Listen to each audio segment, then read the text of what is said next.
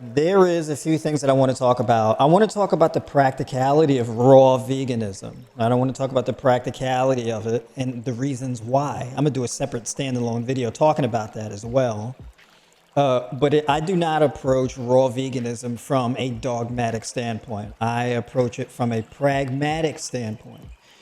It's not some fringe diet or thing, right? That's not what it is. It's actually a very normal, rational, logical thing to engage in, right? And I'm going to explain why. Because we got to change our thinking about how we consider certain, consider nutrition and things like that, right? Because this idea of like, you're going to be cooking several times a day and having leftovers that you got to stick back in the microwave and all of that. That is very impractical stuff. Okay.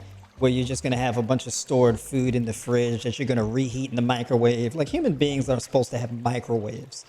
Human beings aren't supposed to be having all of this cooked food and whatnot. We just weren't really intended for that. The natural way that human beings are supposed to even get cooked food, come on. We have modern luxuries that allow us to do things that we wouldn't ordinarily do, right? But the fact of the matter is that human beings, in a natural state of being, this frequency of cooked food is not really a thing. We're only able to do this because of the modern conveniences of technology.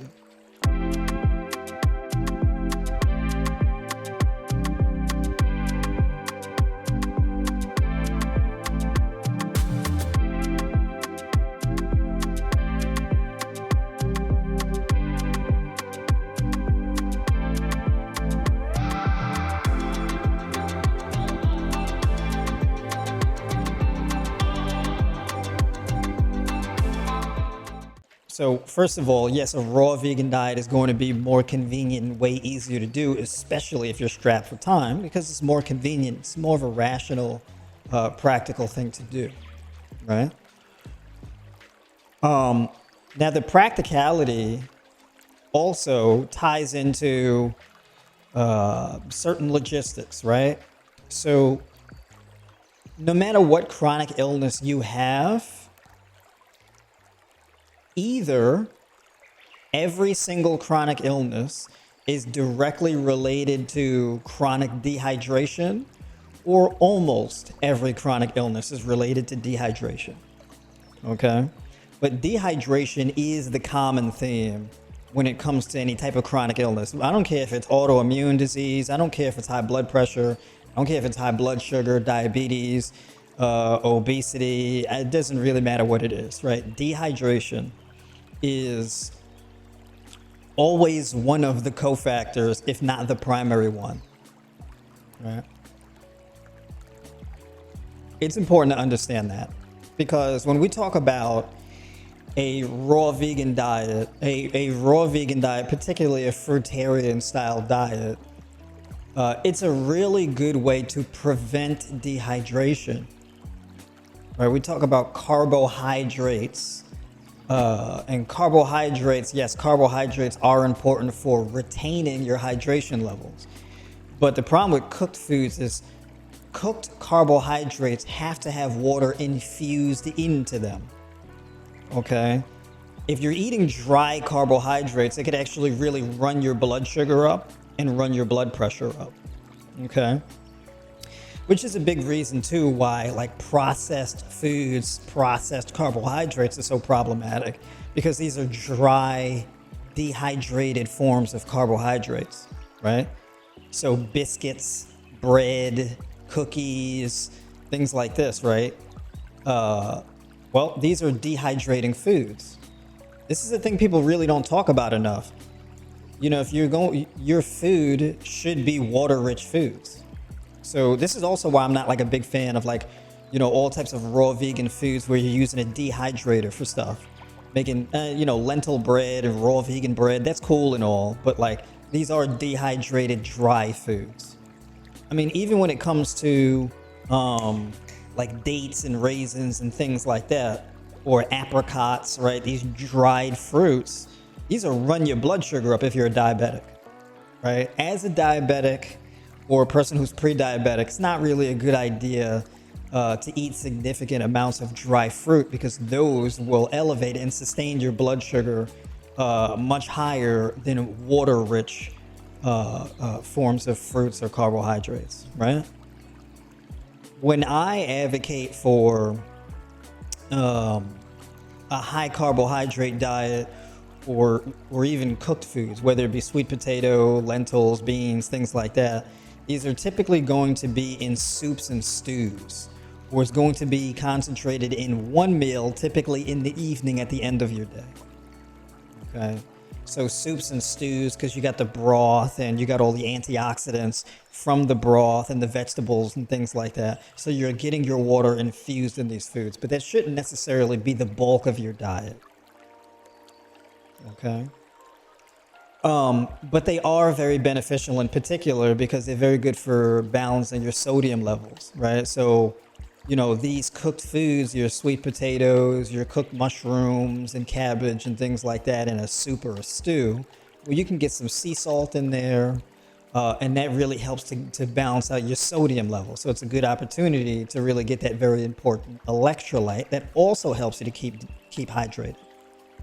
Right. So one thing that raw vegans probably do is they undervalue the importance of sodium. Right. So, in that final meal of the day with those cooked foods, that's a good way that's a good opportunity to get in the sodium. Electrolytes, right? Fruit in particular, I'm a big advocate of fruit. It's not a gimmick, it's not a brand or anything necessarily. There's a very scientific explanation for why I'm such a big advocate of fruit consumption in the first place. It's the perfect carbohydrate. It's already water rich, it's already fiber rich, and it's already loaded with antioxidants and all types of compounds that protect your cells, and they're loaded with electrolytes. Electrolytes essentially are minerals with an electrical charge, known as alkalizing minerals, right? The primary ones being magnesium, potassium, and sodium. But then you also have iron and calcium and manganese and these types of things, right? So you actually have 5 alkalizing minerals, but the most common ones are going to be your magnesium, your potassium, and your sodium. As far as your electrolytes that provide you energy, these water-soluble things that you can accumulate throughout the day, right, to stay hydrated. And, the fruits give you enough of a blood sugar spike, and the blood sugar spikes are actually very important because they signal to your kidneys to retain electrolytes. So you have more energy and mental clarity over a longer period of time. So when people are like, oh man, I'm doing like all fruit and I'm doing a high fruit diet and I have all of this energy and mental alertness and I feel so much better. Yeah, because basically you're carbed up, you have an abundance of electrolytes, and you're hydrated, and you're feeding your gut bacteria all types of beneficial prebiotic fiber, right? And you're also getting probiotics from your fruits and whatnot as well. So, it's as close to a perfect food as you can get, to be quite honest. And that's why you feel better, right? This affects your hair, skin, nails, muscle growth, fat metabolism, sleep quality, hormonal balance, so forth, so on. Right? Even when it comes to things like low testosterone, right? One of the best things that you can do if you have low testosterone is a raw diet. The reason why is because a raw diet, typically, if you're eating a raw diet, you're going to get way more vitamin K in your diet, specifically vitamin K1, which is a substrate for vitamin K2. So you get an abundance of vitamin K in your diet, and vitamin K is a precursor for testosterone production, right? Also, you're getting an abundance of carbohydrates, water, and glucose. When you keep your body hydrated and you have an abundance of electrolytes, the blood sugar spike and the glycogen stores being filled causes your body to synthesize more free testosterone. So if you're trying to build muscle, if you're trying to have more energy, if you're trying to have better thyroid and pituitary function, then this is a very big deal for you, right? So this is not a gimmicky woo-woo fad thing. There's a lot of science that supports this type of thing, right? And then when you're eating foods that have an abundance of, like, let's say tryptophan, like bananas and grapes and things like that, they have a high level of magnesium, manganese, vitamin C, vitamin K, potassium, tryptophan, right, which is a precursor to serotonin, which improves brain chemistry, right? So your anxiety and depression just go away as you eat like this, and you accumulate resources the longer you eat that way, right? So there's all of these benefits, and that's why it's practical, right? So when people talk about it like it's this fad thing and you're going to be emaciated and skinny if you eat like that. First of all, I'm not emaciated and skinny, clearly. I got my pigmentation, I got my tan, right? I'm moisturized, building some muscle and all of that type of stuff. And y'all know what I eat because I'll show y'all my groceries and all of that type of stuff. Y'all are very familiar with what I eat. Y'all been tuning into my streams long enough. But anyways, I want to get to y'all questions, but I wanted to start off and talk about that. JD, what do you think about 3 42-hour fasts a week? It depends on what your goal is. I think that you can do that for 8 to 12 weeks for a quick detox and body fat drop. However, I wouldn't sustain that approach for a very prolonged period of time. Like I would do it for like 12 weeks and back off. Fasting is very good, but the more aggressive the fasting is, the shorter time frame you have to do it for. So it depends on what your goal is in order for me to give you a definitive answer. But I think that's like the best answer I can give you at this point. Right. Well, you said you can't hear the music. Can y'all hear the music now? Can y'all hear my tunes? I don't want to blast y'all out and play it too loud. Well, that's your idea. There you go. Okay, yeah. So basically, if you're doing it as like a rapid weight loss strategy, oh, you're going for a 50-pound weight loss. Yeah, if you have an aggressive weight loss goal, then yeah, that's a good strategy. Fasting is, if you're trying to lose as much weight as possible in the shortest period of time, fasting definitely is going to be like the number one thing that will get you there. Just understand, it's very challenging. Okay? If you're doing 3 42-hour fasts, which, why 42 hours as opposed to 48? I'm just curious. Because 48 hours would basically be like 2 days. But you said 3 42-hour fasts a week. Do you mean 36-hour fasts? Yeah, I'd be curious why 42 hours?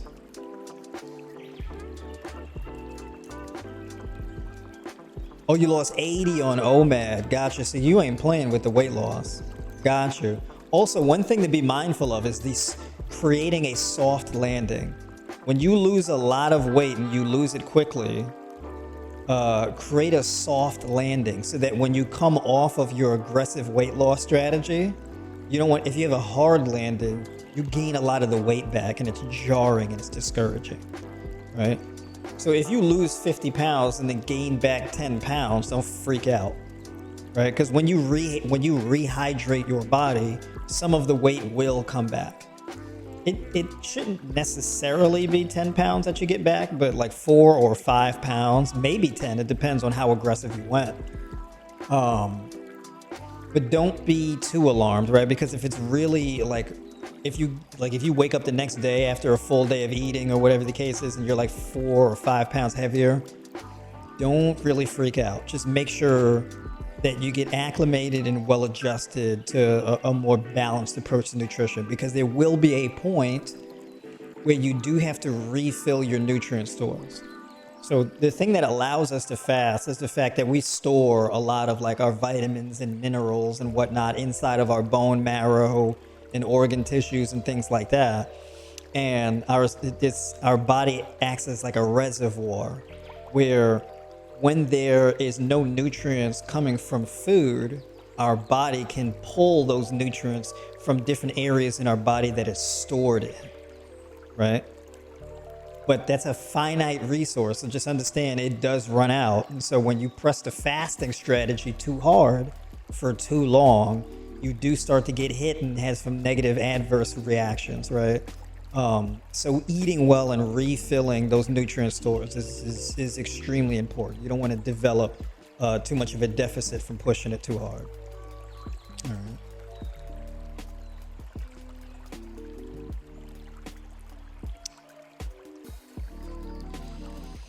right. What's your thoughts on garlic and leafy greens? I haven't seen you use it. I just see you consume a lot of fruits.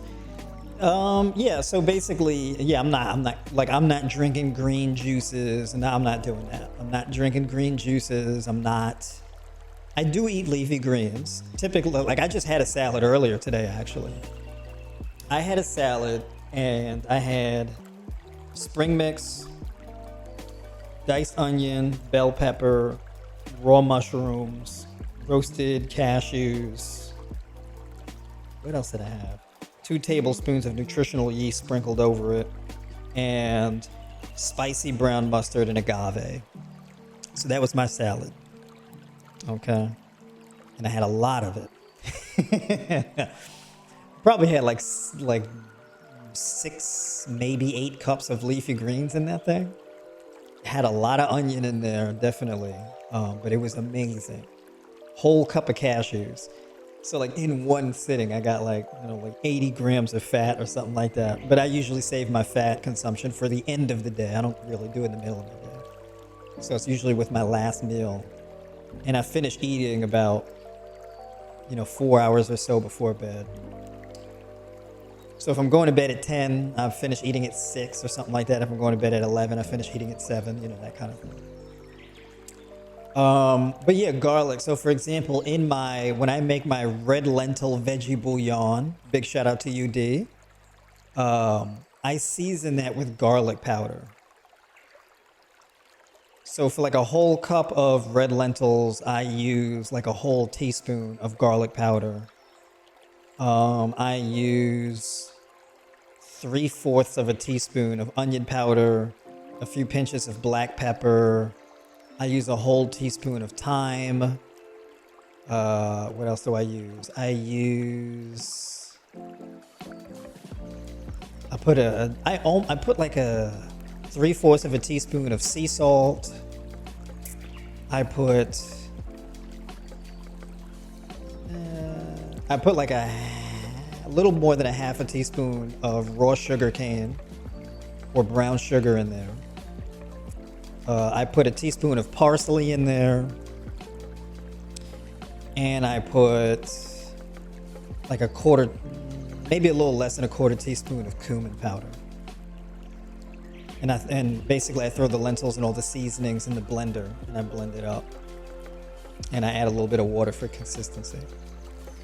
So yeah, garlic is great. And then as far as minced garlic, like I would use minced garlic in like a salad or something like that, or some certain recipes. So yeah, I mean, garlic is great. I don't eat a whole lot of garlic just because I don't want my breath kicking.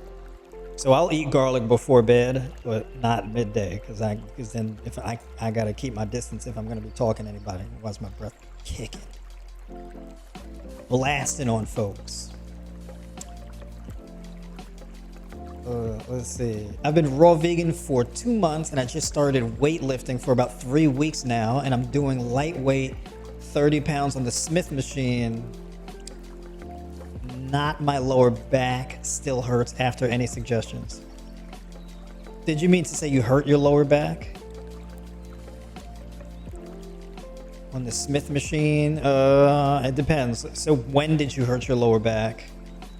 You definitely, like within the first, I want to say week, 2 weeks, you may not really want to push it too much. You may want to ease off for a week or so and then start mobilizing it the second week.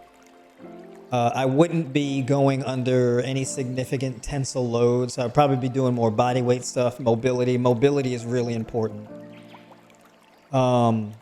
And then the thing is too, is that if you hurt your lower back, is it because of a muscular imbalance? A lot of the times when people hurt their lower back, it's because their glutes are weak.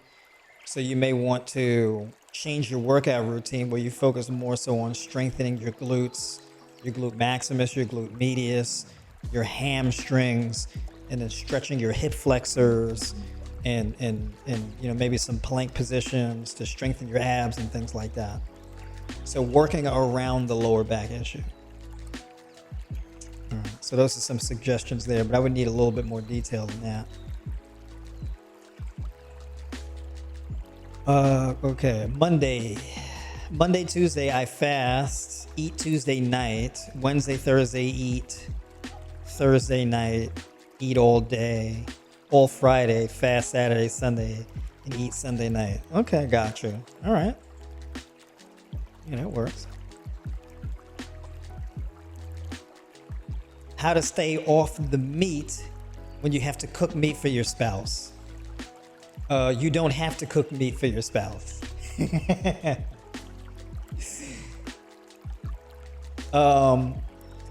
So here's my thing. For me personally speaking, right? I would never ask my spouse to make me food that goes against their goals or their ethical values. Right? I wouldn't do that. If I want meat so bad, I make it myself. I don't care if I'm the breadwinner or not either. So even if I pay the bills, if I want meat, then I would be responsible for making it myself. That's my point of view on that. I may be a bit radical and biased, but that's my best take on that.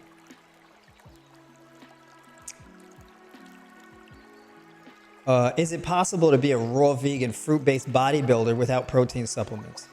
Is it possible? Yes, it is possible. I wouldn't do it unless I had to. Like when you say, so for example, you can build muscle without using protein powder, and it's not particularly that difficult either.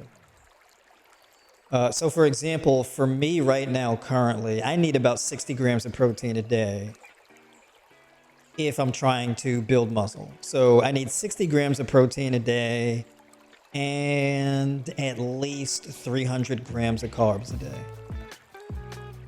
The rule too is the less protein you consume, the more carbohydrates you would have to consume to make up the difference. Carbohydrates are protein sparing, which means the more carbohydrates you consume, the less protein breakdown you have, right? One thing about the scientific studies is, where people talk about you need a certain amount of protein in order to build muscle. And it's like, well, first of all, you need a certain amount of protein in comparison to your carbohydrates and fats. They're not siloed, right? So nutrition is a zero-sum game, which means more of one thing is necessarily less of another. So if you increase your protein intake, your carbohydrate intake would necessarily decrease. If your carbohydrate intake increases, well, then you need less protein. Okay? And it's better to have less protein if your carbohydrates are higher. Because if you consume real high protein and real high carbs, this can make you more insulin resistant. Because protein becomes insulinogenic under a 4-hour delay. Meaning if I have a lot of protein now, in about 3 to 4 hours, my blood sugar will be a lot more elevated than if my protein intake was lower. Okay. And so this is why you can have people who are full-blown diabetic and they're like, I cut my carbs and for some reason my blood sugar is still real high. And it's like, yeah, because you're eating a ton of protein. Even like keto diet people, where keto diet people are like, I've been doing this keto diet, but like my blood sugar is still really elevated and I don't know why. And it's like because they've been having high fat and high protein.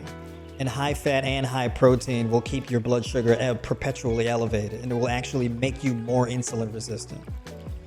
A great example of this is a keto YouTuber named, his name is Ken Berry, right? Where he's a big like keto / carnivore diet advocate. And one day he made the mistake of going over his blood test results on a live stream. And basically he looked pre-diabetic. He's not lean. He doesn't look particularly healthy. He has a lot of body fat to lose. And he's a big advocate of carnivore, and he's always demonizing carbs and all of that.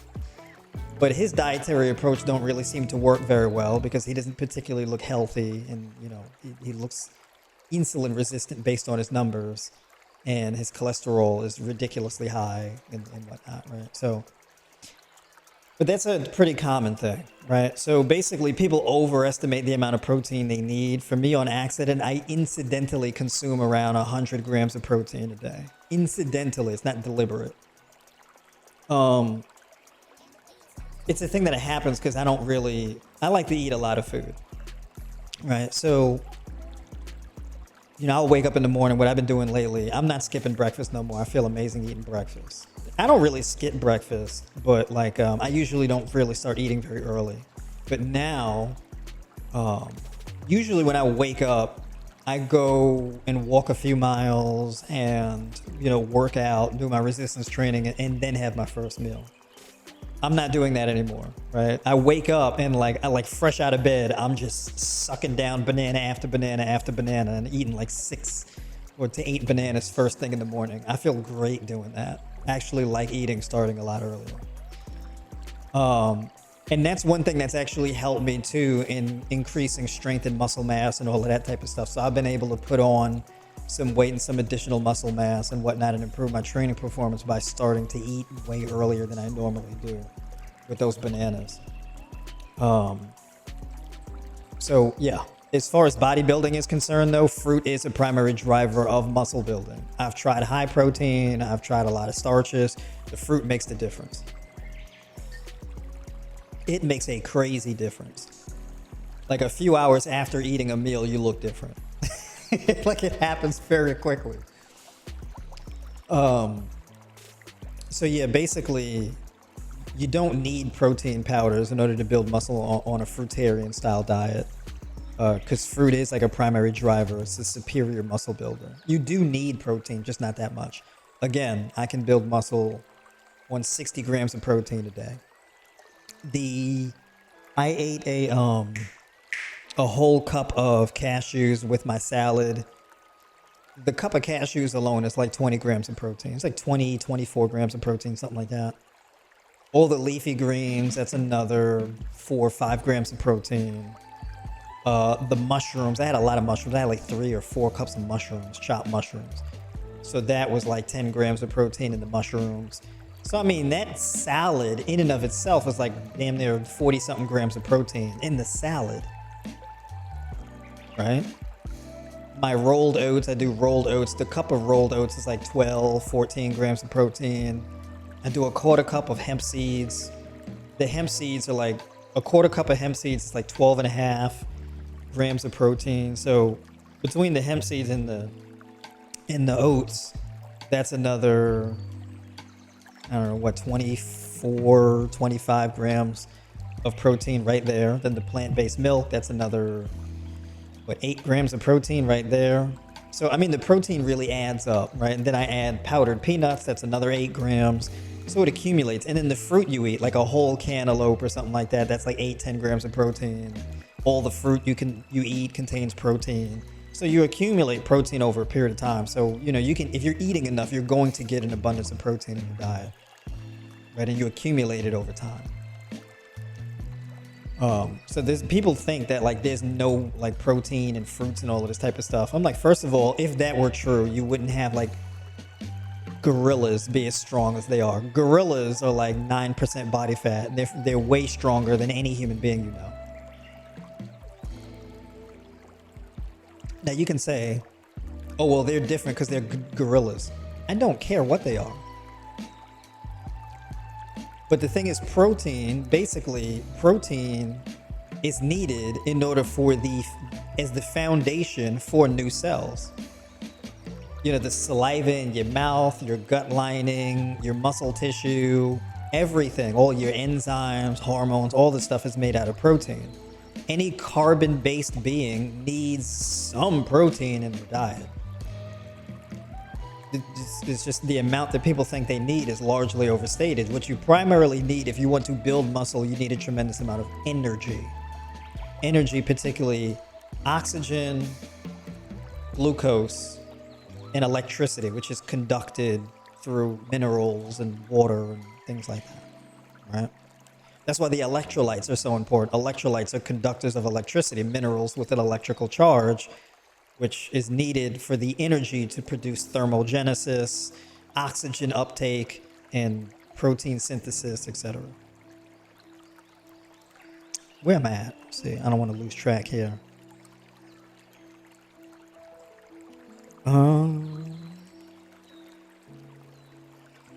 I prep to come off the hard, fast, slow. There you go. Yeah, take your time with it. You're going to create a soft landing. Is there any space for cooked vegan foods? Yes. I don't swear off cooked foods. Right? I mean, look, I'm not going to swear off sweet potatoes or black beans or lentils or, I'm not going to swear off these things. You don't really need to eat cooked foods, but they are beneficial, right? You just don't need to eat that much cooked food. Does a raw vegan diet help with preventing cold sore outbreaks?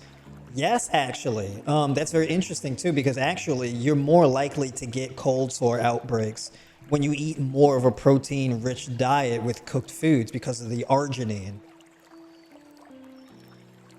The more arginine you have, the more of a likelihood of you can having the more protein, methionine, sulfur, and whatnot, as well as the arginine, can increase the likelihood of an outbreak. So yeah, raw vegan diet helps with that.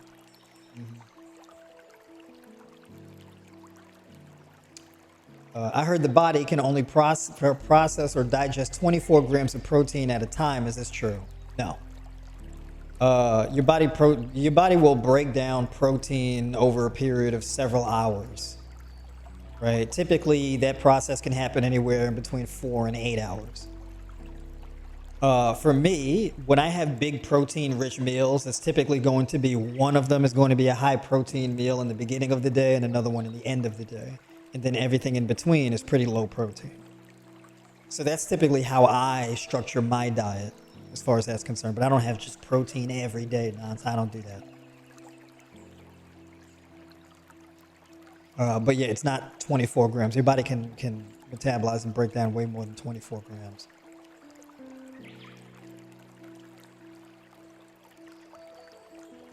Any suggestions to eliminate low back pain after Smith machine workout? I think if you're having like low back pain, which is a real issue for you, I think that there is, well, first of all, increasing your hip mobility. So stretching out your piriformis, stretching out your hip flexors, your psoas, and then basically all like your hip mobility exercises, and then strengthening your hamstrings and your glutes. And also stretching out your ankles, I think would really, because if there's a lot of tension on your lower back, it's because there's other muscle groups that lack strength and or mobility. And so that's what's causing you the lower back issues. Any limitations at the hips will result in lower back pain. Also, limitations at the hips or scapula, so like the thoracic spine and shoulder blades. So if you have a very weak upper back and poor thoracic extension at the spine, that can also result in more tension and compression of the lower back. Right, so there's some mobility and body hygiene stuff to work on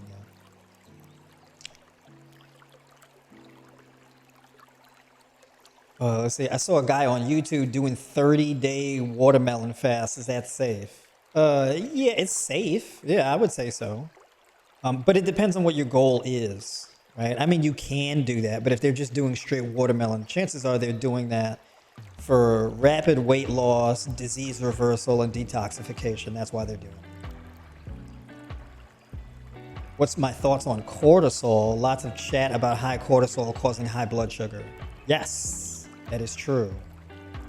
Cortisol is basically, it's catabolic. It's not just catabolic to muscle tissue, but also catabolic to fat.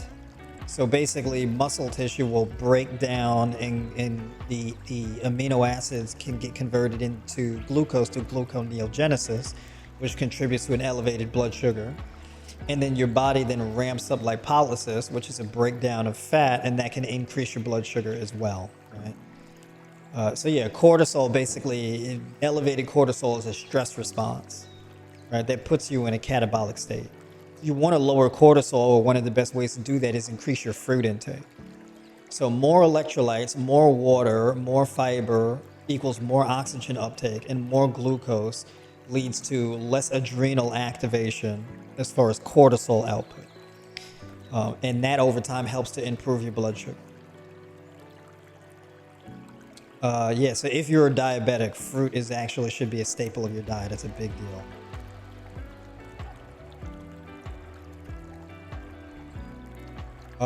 In a 500 milliliter beet smoothie, how much salt would you use? I mean, I don't know. 500 milliliter beet smoothie. Jesus. I don't know. Maybe like a quarter teaspoon. That may be I don't know. Maybe 2-3 pinches. I don't know. Somewhere around there, if I had to guess. A couple pinches. 2-3 pinches.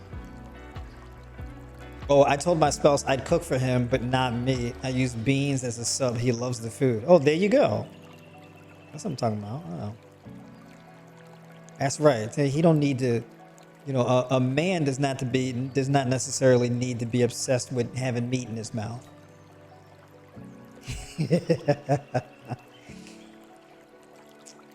I used to eat 8 or 10 dried figs for about 2 months and noticed that my lower leg started to swell with brown spots.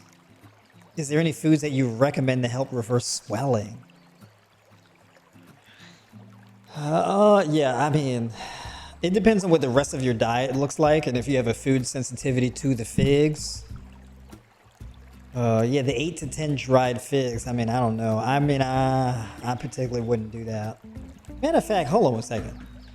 I gotta pull up. I'm gonna look something up right quick. Hold on. Let me go to Chronometer. I'm gonna look up something right here. Matter of fact, I should probably share this with y'all so y'all can see what I'm looking at.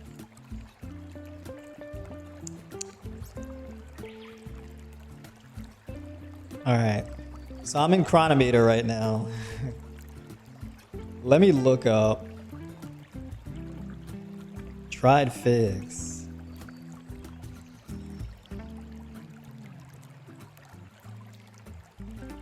So I'm assuming it's so if it's 8 of them, that's not too crazy, right? 167 calories, 42 grams of carbs. That's not too bad. See, and then 10 figs, it's like 209 calories. So it's not crazy. It might be a food allergy that you have, maybe. So yeah, I mean, it could be that. You know what I'm curious about too? What is the A1? What is the glycemic? So, GI index of dried figs. Let's see. Glycemic index of dried figs is 61. Okay, that's not too crazy. What's the glycemic load? What is the glycemic load? Glycemic load is 16. All right, it's not too crazy. Okay, so it's, I mean, I don't know. You might have a food sensitivity to it. Oh, hold on. What did I do just now? Come on. All right. So you might have like some type of food sensitivity to it, because if it's causing like swelling in your lower legs, I don't think that's going to be it. If it's a dried fig thing, chances are it's because you have a food sensitivity to it, or there's other things that are having a compounding effect that's causing that issue. So I would have to have a good bit more information from you about the issue to know what the deal is. By the way, let me plug this, okay? Hold on one second. Because I'm getting a lot of good questions here, and some people may need some additional support or advice. So, quick plug. In the link in the description of this video, If you go in the description of this video, I have a link to book a call with me. So basically it's my link tree and you go there and there's different options. You can either book a call with me, you can join my 12-week mentorship, you can sign up for a custom diet plan, or you can sign up for a 12-week personalized coaching where you get diet and training plan and weekly coaching calls, okay? Or you can sign up for my free newsletter, and through there you get updates for when I drop new content or do live streams like this one. All right, so definitely hit that link in the description if you need some additional help there. All right. So yeah, basically I think it's good to have a food sensitivity test if you're getting, issues like that. And also you may want to really assess how much fat and protein, or how much saturated fat and protein am I having in my diet? Because if you're experiencing swelling, like edema in the lower legs, you might have a uric acid issue. It depends. Like, is it swelling, numbness, and tingling? Is it just swelling? If you were to book a call with me, we can have a much longer conversation about this. I can give you a better answer, because there's some other things that I would need to know in order to know for sure.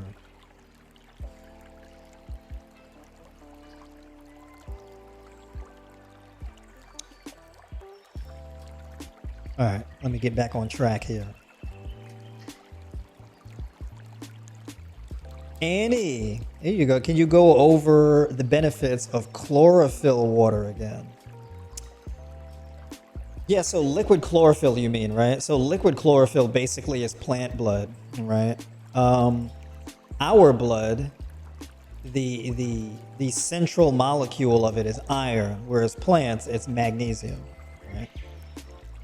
Plant blood essentially is very healing for us in particular. This is why, eating leafy greens is very medicinal. Eating fruits also with the chloroplasts, that chlorophyll, is also extremely healing and beneficial.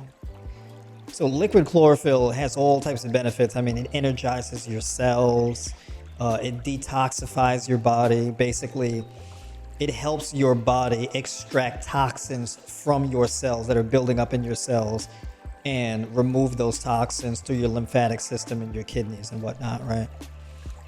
So yeah, that liquid chlorophyll, basically it's a detoxing, energizing supplement that also improves oxygen uptake. So this is also really good for people who have like pulmonary issues, dehydration issues, difficulty breathing, things like that, allergies, autoimmune issues, things like that. All right, so there's a lot of different benefits to it.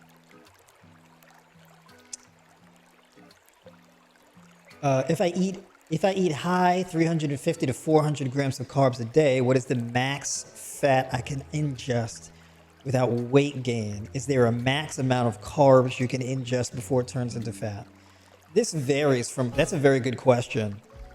This varies from person to person. So it depends on how much lean mass you have, like how much muscle mass you have, how active you are, and how insulin sensitive you are. So, and it also depends on how much protein you're consuming as well, right? A good rule of thumb, basically, if your carbohydrate intake is going to be really high like that, what is your goal behind doing it? And then how much of your macros is fat and how much is protein, right? So when you say 350 to 400 grams of carbs, keep in mind that 1 kilogram of skeletal muscle tissue can retain up to 15 grams of glucose, right? The average person has like around, what was it? It was either 12 or 20 kilograms of skeletal muscle on their body. It's like 40% of your lean mass. So you can take your lean mass, so basically your total body weight minus your body fat percentage, and 40% of that would be like skeletal muscle tissue. So you can get that in kilograms, and that's a way that you can calculate your total carbohydrate intake. And then you would have to factor in your resistance training and cardio and things like that. And then that would give you an idea of what your daily caloric burn would look like, right? So there's a bit of math that goes into it. So for me to give you a more solid answer, I have to go into the math, because it matters how old you are, pre-existing conditions, blood pressure, blood sugar, insulin sensitivity, activity in your lifestyle, body composition, how much body fat you have on you. There's a lot of factors in that. So there's going to be a fair bit of math, right? So I would say your carbohydrate intake, generally speaking, if your carbohydrates are going to be really high, like for example, if your carbohydrate intake is like 65% of your macros, protein should be like around 10, 12%, fats should be around similar to protein, right? Somewhere around that 12, 15%, right? So you would toggle back and forth between, your fats would be a bit higher than your protein, but your carbohydrates are dominant. And then of course, carbohydrate intake can get upwards of like 80%. So this way you would get like 80% carbs, 10% fat, and 10% protein, right? So that's another way of breaking it down too. But it's very circumstantial. So, I mean, the answer is going to be a bit squishy because I don't know your body compositions or your lifestyle.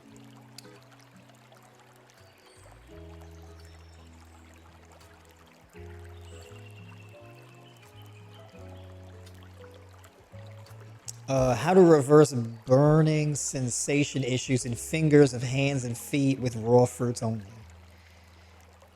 Yeah, so burning sensation, I'm going to assume that that's gout, right? That's like a tremendous amount of uric acid being built up there. So you definitely, I think it's a good idea, first of all, to drink around 48 to 64 ounces of water. I would add lime juice. So like lime juice, I would add things like magnesium malate if you can get it. I would add like a tablespoon or two of liquid chlorophyll to my water on a daily basis. So definitely hydration. Uric acid and gout become a real problem when you're chronically dehydrated. So you can do it through fruits. You would just have to make sure that you're eating enough and you're staying hydrated, right? So on top of the fruits, your fruits should be very water-rich fruits. With a fairly low glycemic load in between 10, maybe 16. Glycemic index can be anywhere from 50 to like 80, right? I don't think that's like a huge deal if you're adequately hydrated. But the hydration definitely becomes an issue. So keeping your electrolytes up and that increased oxygen uptake and hydration would gradually reduce the uric acid, and you'd have those gout symptoms gradually going away.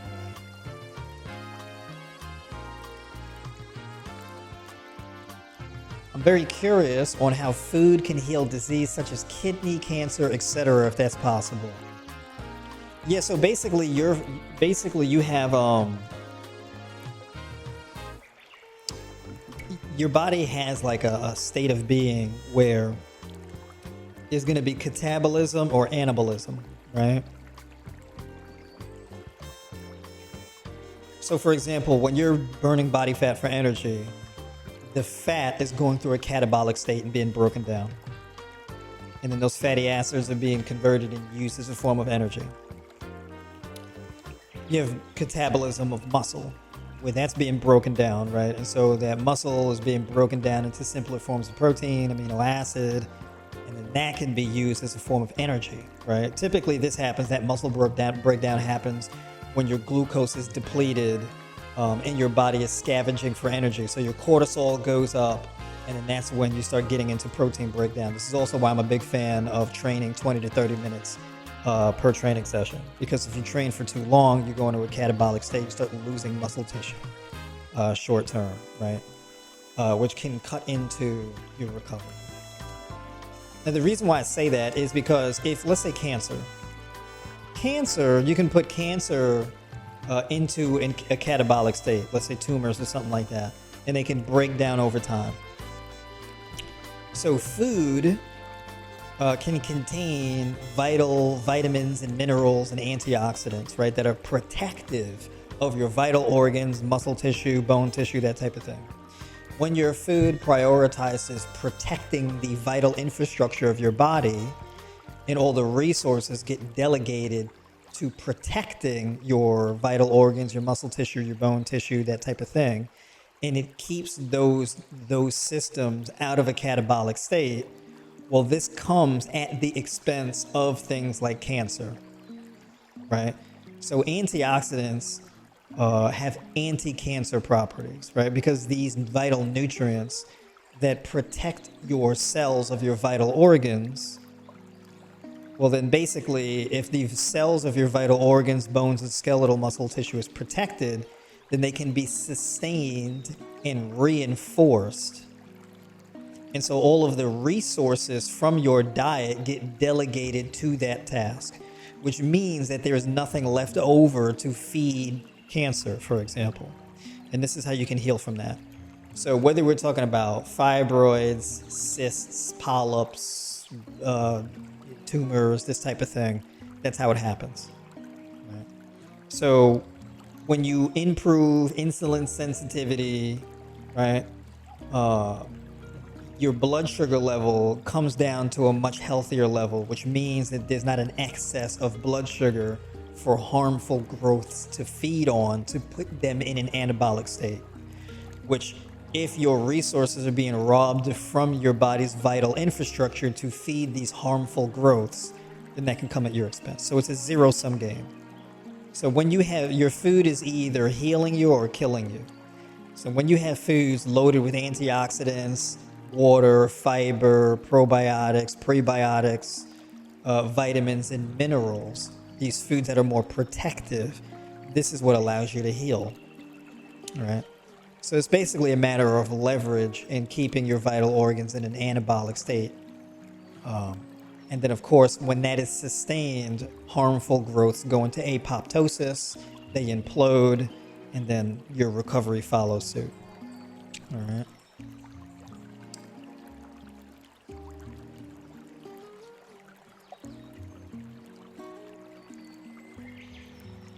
Is leafy greens have protein issues, low albumin issues on?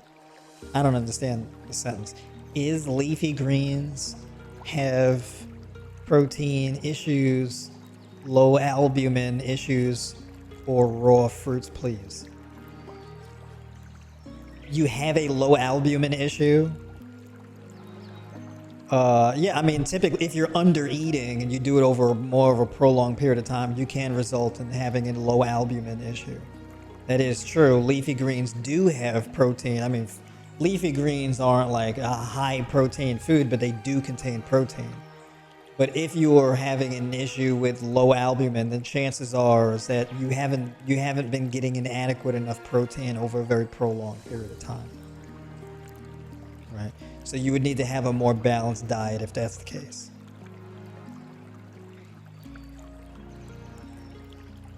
Thank you. I will challenge myself and stick to my fruits and vegetables. I just need to eat more. I'm not seeing muscle development like I should. I lift weights 5 days a week. Any suggestions? Yeah, so basically, you have to make sure that you're adequately feeding yourself. Number one, you have to make sure that you're eating enough. You have to make sure that you're sleeping enough. And then if you're training 5 days a week, you have to make sure that your recovery, because you can eat more, but if you're not sleeping, then you won't be recovering. And if you're training too much, you won't be recovering, right?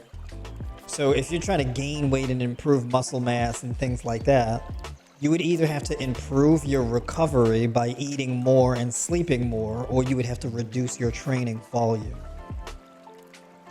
right? And it is a good idea also to add in some extra foods like nuts and seeds. For example, adding in hemp seeds, adding in powdered peanuts, or adding in like overnight oats or things like that to give you like additional food sources, right? That would help also, right? So you don't need to swear off everything that isn't a fruit or a leafy vegetable. Right? When I talk about a fruitarian approach, I just mean that fruit is the overwhelming majority of your food by weight, right? So I may be eating 5 or 6 pounds of a given fruit. I'm not eating 5 or 6 pounds of anything. I'm not eating 5 or 6 pounds of nuts. I'm not eating 5 or 6 pounds of leafy greens. I'm not eating 5 or 6 pounds of beans or anything, right? So by weight, the overwhelming majority of my food is going to be fruit. Fruit is the only thing that I eat where it's several pounds of food.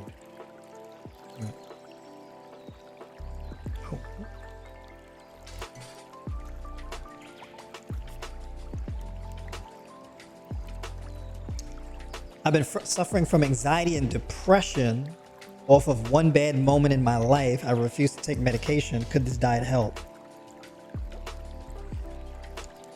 So nutrition is the substrate for healthy brain chemistry. So if you have a water-rich, magnesium-rich, potassium-rich diet, you're eating enough, you're keeping your glycogen stores full, that would definitely help. I think also getting more sun exposure. So getting at least 30 minutes to an hour of direct sun exposure per day while eating vitamin D rich foods like mushrooms and perhaps supplementing with vitamin D will also help, right? So yeah, the type of diet that I'm talking about would definitely help, right? Because it'll have you covered on improving your gut health, which is important for brain chemistry, mental wellness, right? Getting an adequate amount of magnesium in your diet, tryptophan, staying hydrated, all of these things help to improve your brain chemistry. But also that vitamin D, because a lot of times when people are dealing with anxiety and depression, it's a lack of sun exposure. It's a vitamin D issue. Right? This is specifically important for my melanated family. All right, so black folks, y'all got to be outside. Y'all got to get that sun exposure. Y'all got to get outside. Y'all got to be working on that tan. You got that melanin, use it, lean into it. All right. Well, melanin is healing. Okay. Your body deploys melanin to heal. Melanin is protective. Okay. There is a thing called carotenoids. Carotenoids are antioxidants that help to preserve the pigmentation of your cells. So when you have darker eyes, this protects your eyes to preserve your eye health longer. When you have melanated skin, you keep the youth in your skin longer. When you have darker hair, more melanated hair, this causes you to have stronger hair, stronger proteins in your hair that causes your hair to be more curly, more kinky. Melanin is a superpower. Okay? When you get a cut to your skin, your body will rush melanin, right, to that area and help to heal that skin. This is the reason why you can get hyperpigmentation in a particular area if it is damaged, if the skin is damaged. Okay? Melanin is healing. So leverage that.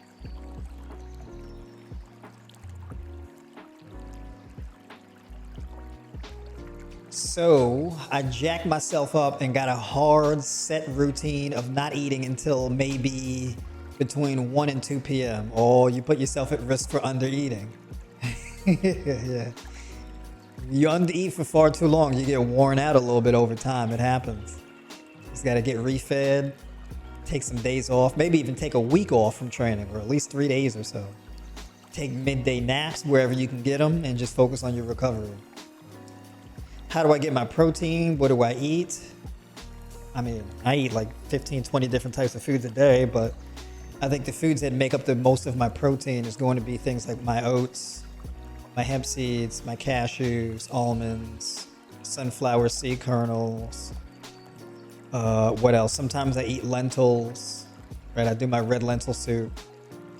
And then the rest pretty much is powdered peanuts, pea protein isolate, right? That kind of thing. I like to put pea protein isolate in my overnight oats. So I do like an overnight oat pudding.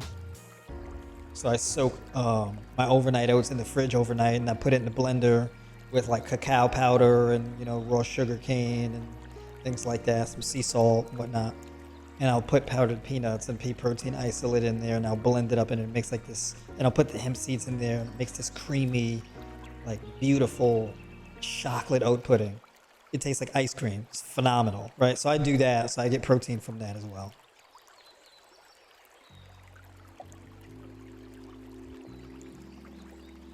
Some days as late as 3 or 4. Okay, I read that already.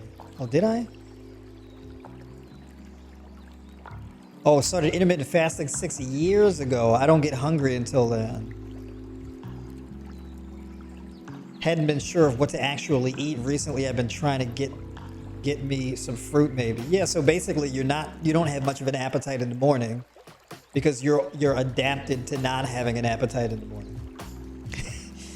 Like, you're not gonna just have an appetite in the morning unless you start eating in the morning. So it's when you have to break the pattern. So you may not feel hungry when you wake up, but just start eating in the morning anyway, because you have to create a different pattern. Folks, hit the like button, like the stream if you like the stream. Like the stream if you like the stream. Drop kick the like button.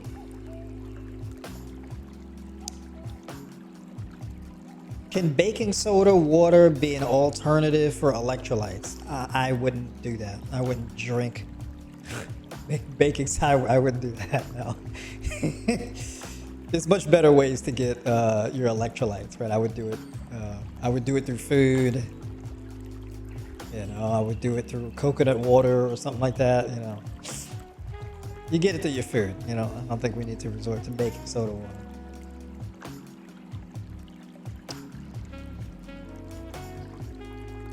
About 10 or 11 unsuccessfully. Most days I get up between 5 and 6.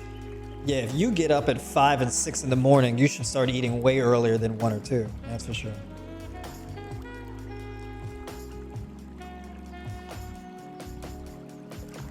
What do you think about when they say plant-based foods? A food that typically comes from plants. That's what I think about. So plant-based foods, you know, I think about things like fruits, sweet potatoes, beans, things like that.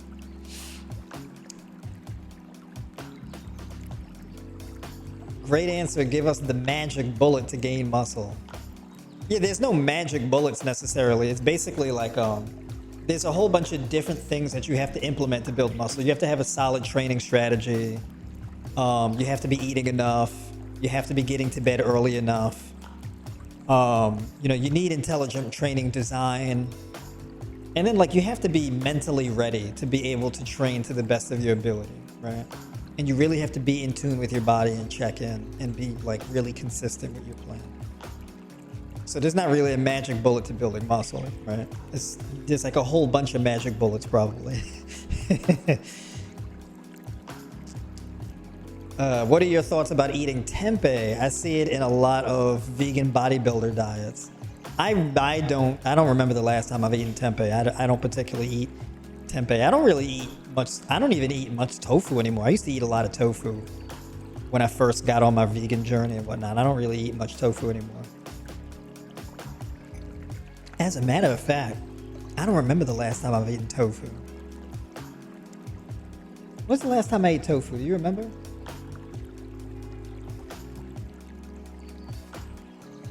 Huh? Was it this month, last month, or what would you say? It's been like a few months, right? I don't remember the last time I had tofu. Probably more than a year, you think? Yeah. It's been a while. Yeah, you had tempeh. Yeah.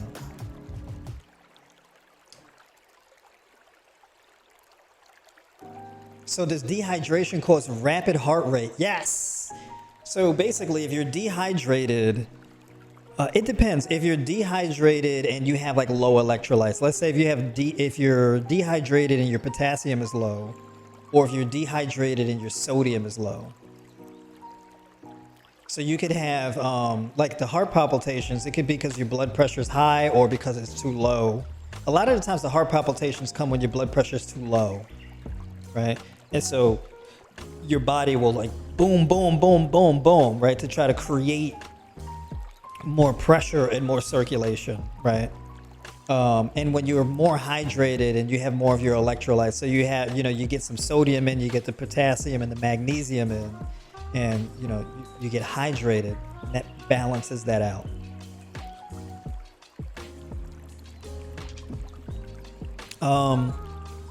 If I was dealing with dehydration issues, for me personally, a good mix would be I would do water with like 2 tablespoons of lemon or lime juice with 2 grams of magnesium malate.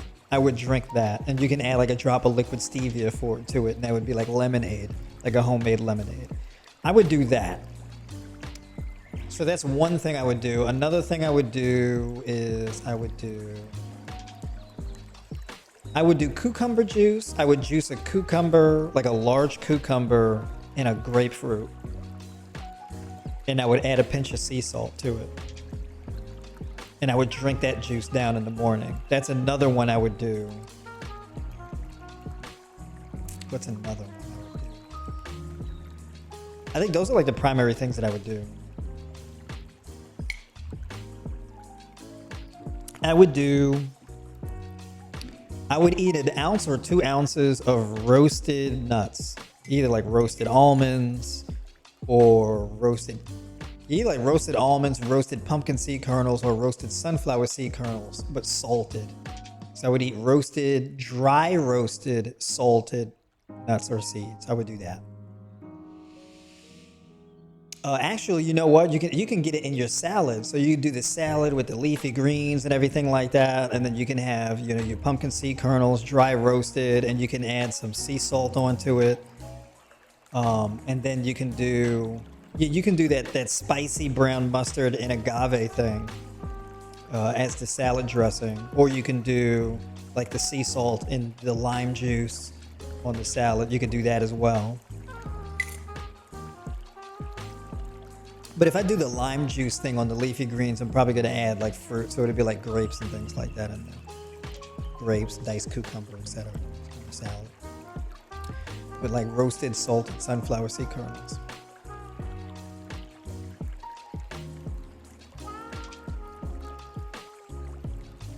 When you bring people on for coaching, do you ask to see our blood results from our doctor? Yeah, if you have it, yes. If we're trying to reverse a chronic illness or you have any kind of deficiencies, yes. Those insights are a big help to me, because then I can see what the issue is. Like, I look at people's blood test results and I mean, I can pinpoint what the problem is most times. And the more data you have, the better, because I can find like a common through line. And so each section of your blood test result kind of serves as confirmations.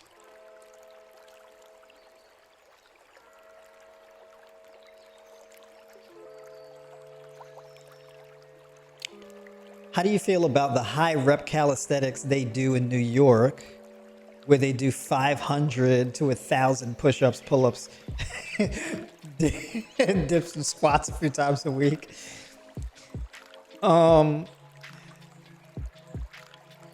Yeah, I mean, I don't know what their workouts are. I mean, doing 1,000 push-ups, I think if you're doing 1,000 push-ups, your workout's way too easy. With the way that I train, I can't imagine doing 500 of anything that I do. I couldn't imagine. That's why I use the resistance bands. If I didn't use the resistance bands, I would just be here all day. But no, so basically, I mean, I don't know. I mean, if they like doing that, then cool. I mean, it seems like a long workout. 500 of anything would be fairly long. And whatever exercise they're doing is really easy if they can do 500 to 1,000 reps. Right? But if it works for them, I mean, great. I would never write a training plan though, where I would fix my face to be like, all right, cool. So today's workout, 1,000 squats, 500 push-ups. Then people would be like, yo, give me a refund. Give my money back. Today's workout is going to be 1,000 push-ups and Yo, no strength and conditioning coach is going to write a training plan like that. But the thing too, and I mean, all jokes aside, I mean, it could work. I personally wouldn't do it because I'd be concerned with overuse injuries. I would be concerned with the workout running for too long, and I just think it's suboptimal, right? Especially being like, if you're trying to build muscle mass, the hypertrophy range is 5 to 30 reps per set. 5 to 30 reps is like the typical hypertrophy range. So once we start getting into like the hundreds and thousands, the more of something you do, the less of a return you get, right? It's called diminishing returns, right? So like higher volumes could be good, but the more volume you add, once you pass a certain threshold, you get a limited return, right?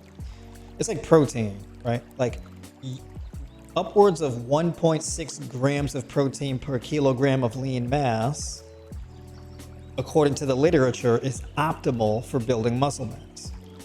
But once you pass that 1.6 threshold, you get diminishing returns. Like it doesn't improve anything at all, right? And in fact, it actually becomes harmful beyond that point, right? So everything within reason, right? So there is a certain threshold where something could be great, and then as you go on, it's not really that beneficial. So that's my answer with that. Will figs help clean you out? Honestly, I don't know. I don't know a whole lot about figs. Figs kind of gross me out. This is a thing that you know what turned me off to figs? I saw this video of like figs eating insects. Is it like, is that the thing, right? Is it that like figs, like insects get trapped inside the figs, right? Yeah, and so I was like, I'm good because I don't want to bite into a fig and there's like insects in it or whatever. I don't want to do that. So that turned me off. I'm like, I don't. Are the weekly coaching calls one-on-ones for that? Yes. The weekly coaching calls are one-on-one.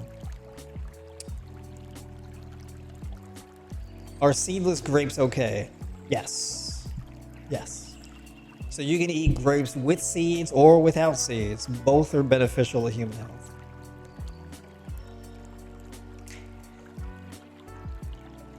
Let's see. Big shout out to Denise Stone. She letting y'all know. She said coaches consultation calls are the best. You get a full hour of focus on your questions and he's very thorough.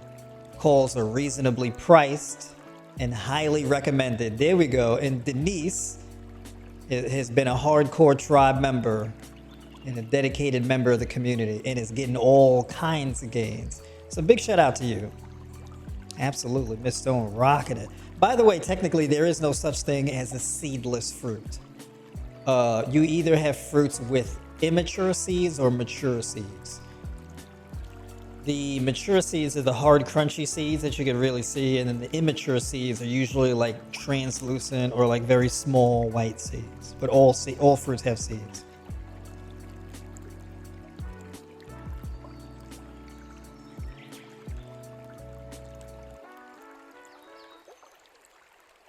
Pause, meat in your mouth, right? Yeah, pause and meat in your mouth. True. Yo, you from New York? Because that's a New York thing. Pause. Like, yo, he mad hard body. Pause.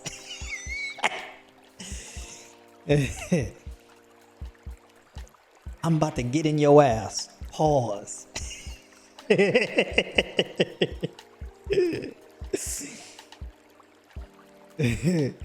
I'm saving up for the coaching call right now. There you go. I'm looking forward to talking to you. Absolutely.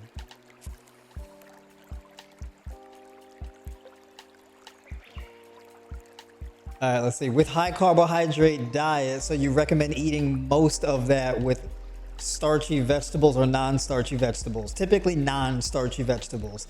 Tender leafy greens. I mean, starchy foods are okay. But I wouldn't necessarily eat starchy foods as frequently and as much of it as I would with fruit. So I prefer the more water-rich stuff as opposed to starchy foods. All right, let's see.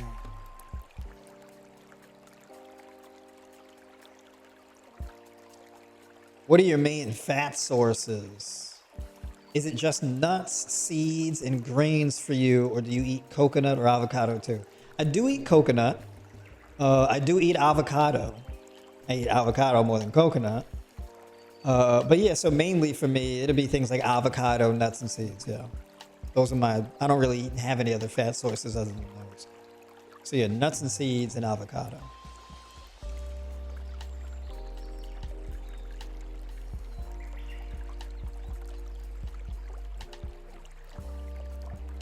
Hello, new here, but just started my raw vegan journey today. There you go. Welcome aboard. Good to see you. Matter of fact, I think you dropped a comment on one of my videos talking about how you just started. You're feeling good so far. So welcome to the journey. Absolutely. Do you use sunblock outdoors? No. I use castor oil. So yeah, you could either use castor oil or shea butter or something like that. I'd rather use something natural. I'm not trying to be lathering up in all kind of chemicals and whatnot.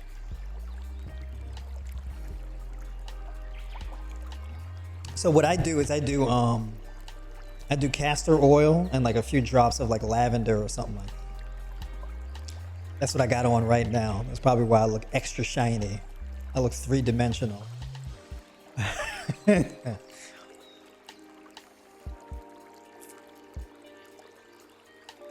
My man James. Yeah, matter of fact, James, we got a call tomorrow, or is that Wednesday? I saw you up on the schedule. Get the next 3 weeks locked in. Raymond, thanks as always for sharing your time with us. Appreciate you. Have you had any clients with Lyme disease? Could you explain why it occurs if you know why? So Lyme disease is actually a thing that I haven't had much experience with.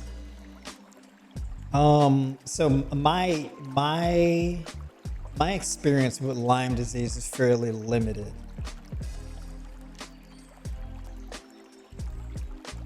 I don't know how much I could really say about it. I mean, people say they get Lyme disease from tick bites or whatever the case is. But you can get a tick bite and not get Lyme disease. Some people have gotten Lyme disease and they don't remember getting a tick bite. So I'm not particularly sure how random it is or not. I don't know. I would imagine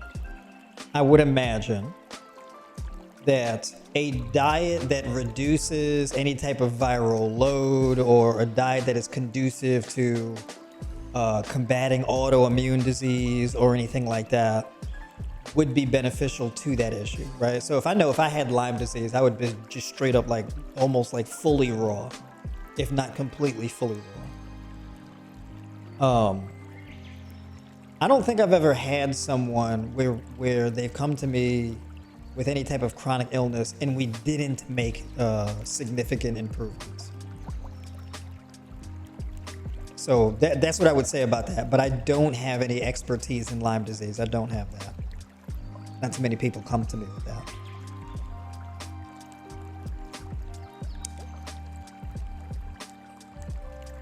Let's see. Also, how long do you soak your kasha before consuming?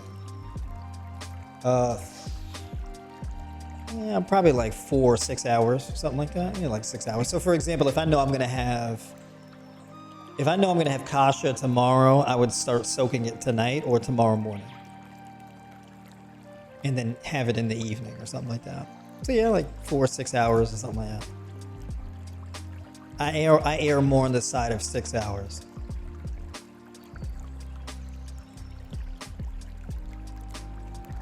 Is it possible to get visible abs on this diet? Need to lose?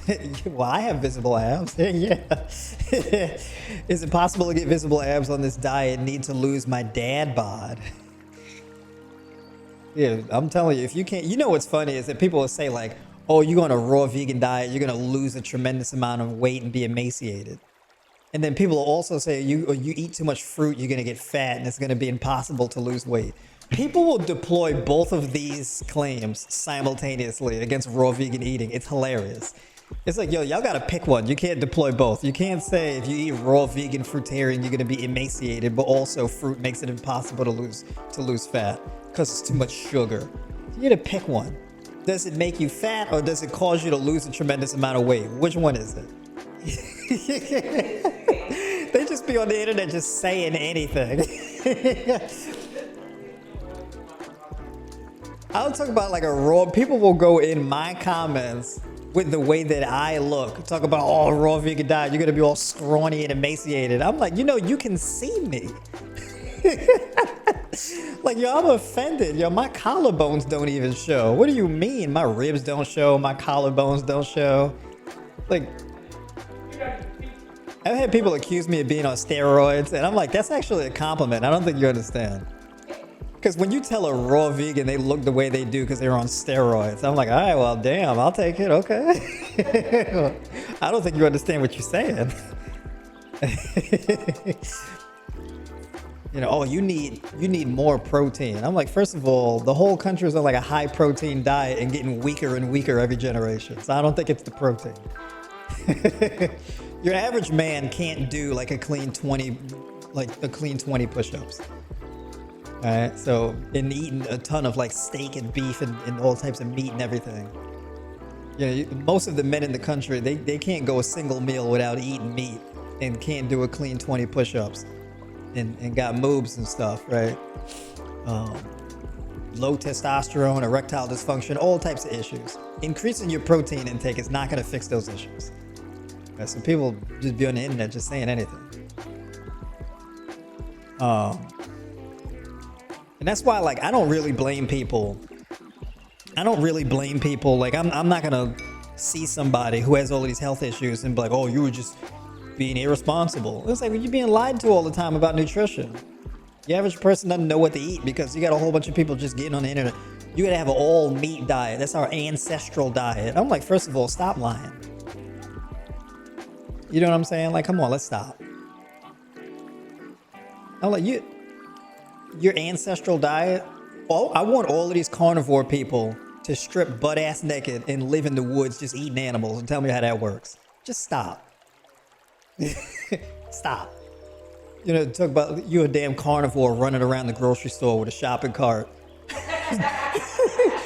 Picking meat out of plastic containers, talking about you eating your ancestral diet. Like, stop.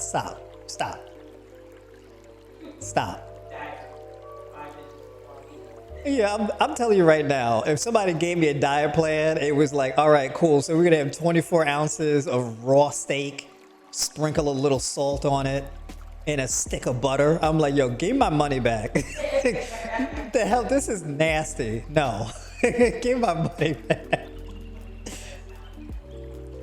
Meal 1, baby cow butt cheeks, butter, and a cup of milk. No, and electrolyte powders. Give me my money back.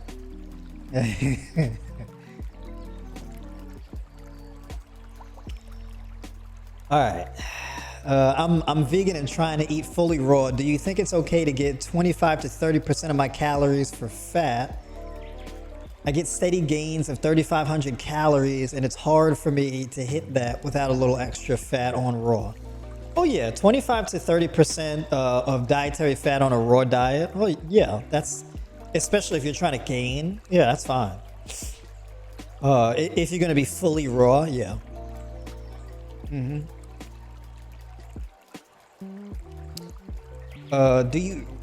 Do you feel apple cider vinegar is a good prebiotic, or do you recommend something else? I don't recommend apple cider vinegar as a prebiotic, no.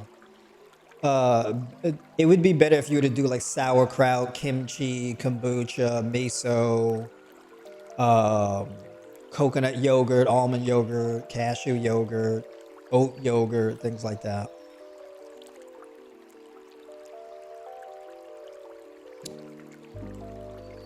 Changed my work hours from nights to days after 8 years. And trust me, my eating schedule has been off, especially since I've been on a time-restricted eating window, 8 hours for the past 4 years. Yeah. Let me tell you, that overnight stuff is wild. I couldn't do it. Let me tell you something. When I go on a streak of going to bed late, it messed me up bad. It messed me up. One of the best things that you can do is get to bed earlier. It's one of the best things that you can do. You want to build muscle. You want to get strong. You want to get lean. You want to have better mental health. You want to have better everything. You want to make more money. Go to bed earlier. I'm not exaggerating. I'm telling you right now. How much sodium should we be eating per day? It varies from person to person on your lifestyle. Generally speaking, as far as added sodium on my diet, probably A tablespoon. Not a tablespoon, a teaspoon. So like 4 grams. I typically don't exceed 4 grams. It's like 4 grams a day. But for me, with my training and everything like that, I could use extra sodium. Because more sodium, generally, I get better training performance. I keep seeing testimonials about celery juice. Is there something special about it, or is it just another good vegetable? Yeah, celery juice. I personally find celery to be nasty and distasteful and offensive. But celery definitely is a major. It's really good for detoxifying your body. It's really good for kidney health. It's good for blood pressure. It's good for blood sugar. It's good for detoxing your body. So celery is actually really medicinal. Yeah.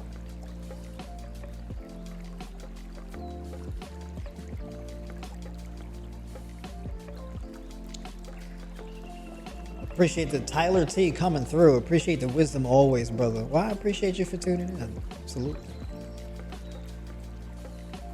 Folks, hit the like button, like the stream to like the stream. So I'm trying to be better about repeating myself saying that. I get caught up.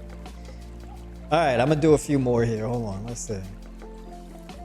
Danielle, what is the best fruit to fast on to rid bad breath? And for how long? Interesting. I'm probably gonna go with watermelon and grapes. But truth be told, I mean, really what you got to do is adopt like a low protein raw diet, limited in methionine, right? So lowering your methionine basically. So keeping your protein, I wouldn't go more than 10 to 12% of the macros from protein. Also, no broccoli, no cabbage, tender leafy greens, okay? And chill out on the grains. All right, so yeah, basically like a fruit dominant diet. Also, liquid chlorophyll would really help as well. All right.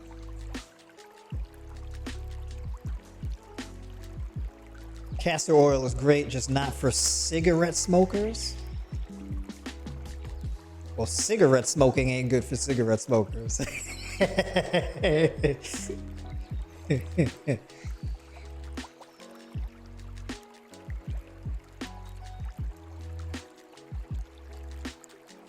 Can quinoa cause bloating and inflammation? It could if you have a food sensitivity to it, or you just don't do good with starchy foods. So it could, yeah. Also it depends on how if you don't soak it, you don't cook it well enough. Yeah, there could be a variety of issues that cause that. Are you cool with, is that essential amino acids, EAA? Am I cool with essential amino acids? You mean as a powder, like taking it as a supplement? I don't think that's necessary. I particularly wouldn't do that. No. I mean, you can. I wouldn't say it's the worst thing to do. I personally wouldn't do it.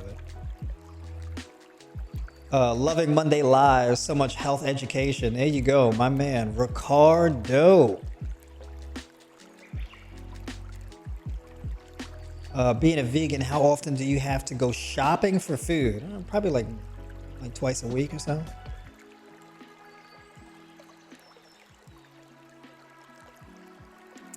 The ancestors ran through the forest for their meat. Well, whose ancestors? Whose ancestors was doing that?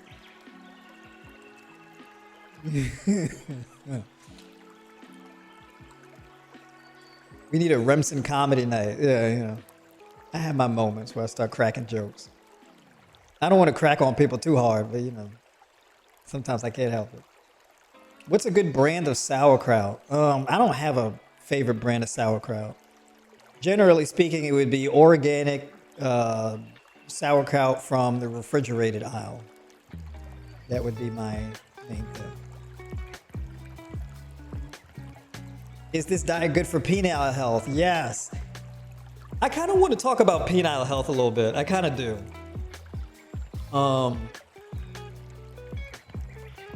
Are people mature enough to have a whole stream dedicated to penis health? Is that YouTube might strike me for that? I don't know how people get weird about that. We start talking about penises for an hour straight.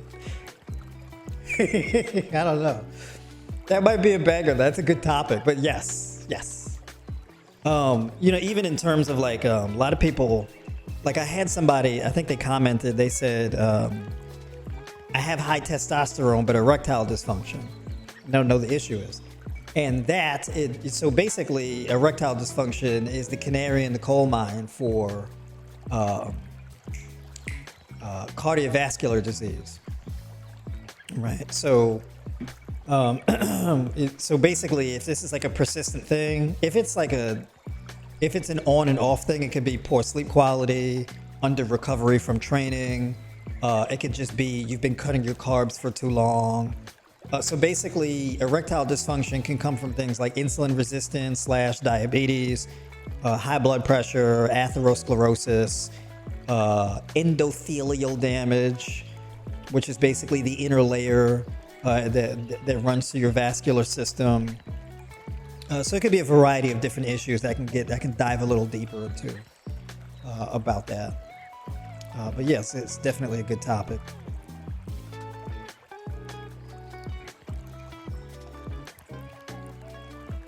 I heard cantaloupe microgreens are incredible if you want to use your extra seeds like that. Hold on, wait a minute.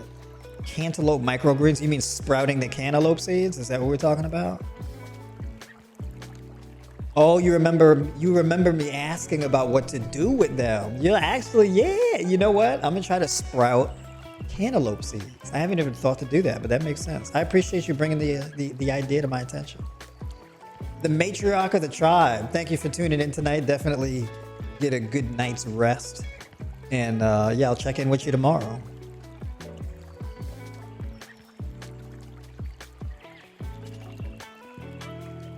All right.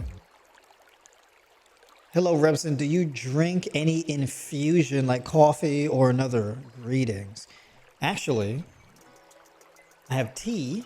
So I put in this thing here, this tea steeper, I have one teaspoon of holy basil and 1 teaspoon of cilantro, whole tea leaves. So that's the tea that I was drinking here.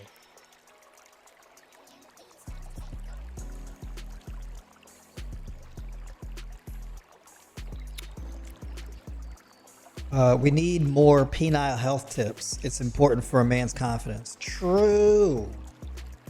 I feel good waking up with some I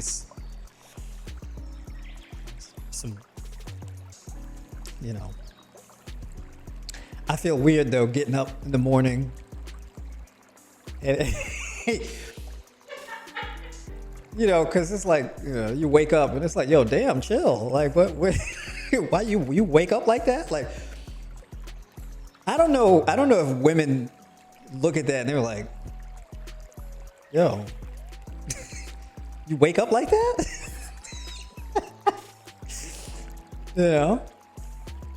It's one of those things in life. It's kind of funny. You go to the bathroom and you have that moment where you're like, all right. And the thing is, like, when you live on your own, fine. But when you're like with a woman or whatever, it's like you consider other things. Like, don't be messing around and try to pee standing up with full wood, because then you end up making a mess, right? Because you have a tendency to pee in 2 different directions at the same time. Or you don't know what it's gonna come out hard, kind of slanted this way or whatever. So you don't want to make a mess. So personally, what I do is I'll sit down and kind of lean forward and try to pee directly into the bowl to make sure I don't make a mess. Right? I don't know how many other guys can relate to me with that. Where you try to be considerate. You don't want to have the toilet smell like urine because you missed and all of this type of stuff, right? So you try to be clean and thoughtful. Also, like, I'm a germaphobe. I don't like bad smells. I don't like stains. I don't like uncleanliness of any kind. So I'm a generally very clean person. I don't like stains, messes. I don't like stickiness. I don't like when things are sticky. I don't like that. I don't like fingerprints on things, smudges. I don't like things like that. It bothers me. I don't like random water. in places where it's not supposed to be. I don't like that. I don't like discoloration. I don't like that. But I like white shirts. So my situation becomes a bit precarious sometimes.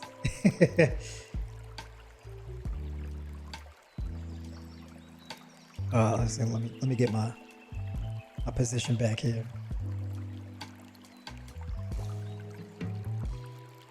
Oh, I heard the microgreens. I don't know about cantaloupe sprouts. Well, I'm gonna find out.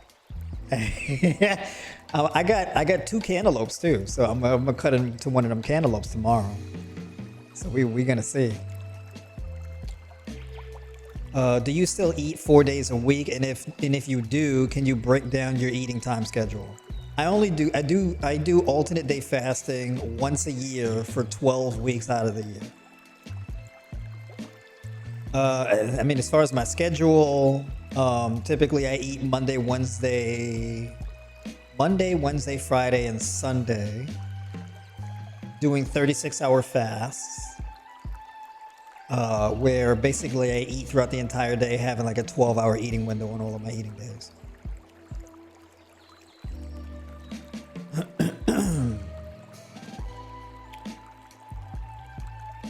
Who did you look up to in the raw vegan fruitarian space? Some of the big names like John Rose, Dr. Robert Morris, Sabi, Arnold, etc. I look up to a lady named Jaqueen, who planted the idea in my head.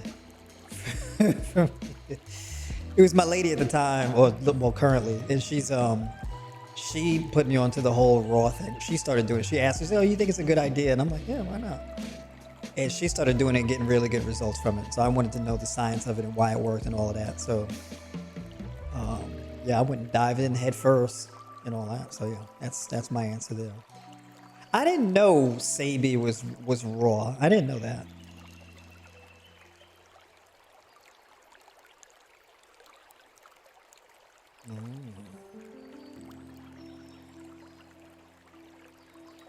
I think he likes a combination of Yaki Awakened and Mike Menser. Yeah, I guess I kind of, yeah, because Yaki talks a lot about chronic illness, which is what I do too. But I think his approach is a bit different than mine. I think he has a way more strict approach than mine. I agree with the spirit of a lot of the things he says, but I don't agree like line for line though. So we do kind of deviate a bit. But I have more of like a sports nutritionist, mathematic approach to nutrition, as opposed to he makes like food recommendations and that kind of thing. I'm a little bit more granular with the nutrition. But he's an herbalist. I'm not an herbalist. So he knows a little bit more about that type of stuff than I do. And yes, I'm a fan of the Mike Menser approach. Absolutely. Just the resistance band version. So my approach is a bit different, but the spirit of it is pretty similar. But yeah, Mike Menser had I mean, he had the right idea, that's for sure. All right, appreciate you. Have a good night. Catch you on the next live.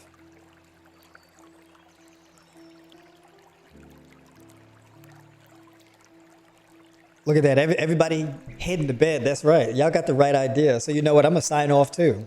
I appreciate everybody tuning in. If you want to book a call with me, hit the link in the description. If you want to sign up for coaching or a custom diet plan or join my 12-week mentorship or sign up for my free newsletter, hit the link in the description. And having said that, I will catch y'all on the next Monday Night Live. And you will get a heads up for that on my newsletter or in the Discord for tribe members. Have a good night, y'all. Talk to you soon.